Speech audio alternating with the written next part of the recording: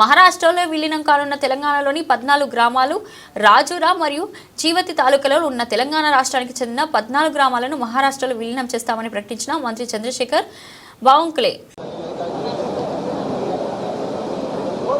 महाराष्ट्रातील चंद्रपूर जिल्ह्यातील जिवती तालुक्यातील 14 गावे हे तेलंगणा आणि महाराष्ट्र बाउंड्रीवर आहे आणि ही 14 गावं महाराष्ट्राच्या जमाबंदी आयुक्ताच्या रेकॉर्डप्रमाणे ही सर्व गावं महाराष्ट्राची आहेत. त्यामुळं ही सर्व गावं महाराष्ट्रामध्ये या ठिकाणी त्यांचा महसुली रेकॉर्ड आणि यानंतर त्यांचा संपूर्ण जो काही व्यवहार आहे तो जरी त्या भागात आहे या भागात असला त्या राज्यात व्यवहार आहेत, त्या राज्यात काही शेती आहे, या राज्यात काही शेती आहे. त्यामुळं गावाचं जे गावठाण आहे ते महाराष्ट्रामध्येच राहील याबद्दलची कारवाई आम्ही चालू केलेली आहे आणि याबद्दलचा पुरावा रेकॉर्ड आमच्याकडे आहे आणि त्याची नोंद आता महाराष्ट्र शासनाने घेतली आहे. सर नेमका एक मिनिट त्याच्यामध्ये प्रश्न असा आहे की त्या गावांमध्ये मतदार असेल किंवा दोन्हीकडे त्यांना मतदान काय महाराष्ट्रात आहे? 100% महाराष्ट्राचे मतदार आहेत.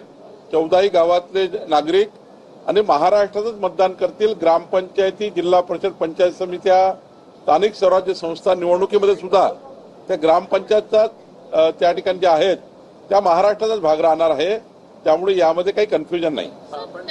जी आहे ती तेलंगणामधून येते अशी देखील माहिती उपलब्ध आहे. तर त्या काही काळ असा होता की तिकडला व्यवहार इकडला व्यवहार सारखा आहे.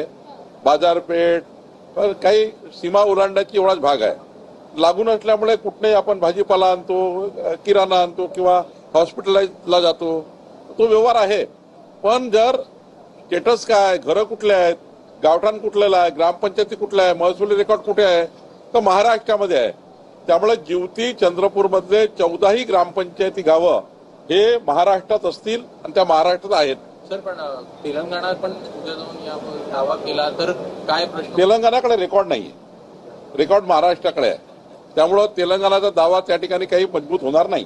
पण समाविष्ट झाले असं म्हणायचं की समाविष्ट करण्याची प्रक्रिया जवळपास झाली आहे. लवकरच त्याचा आम्ही अंतिम निर्णय करू.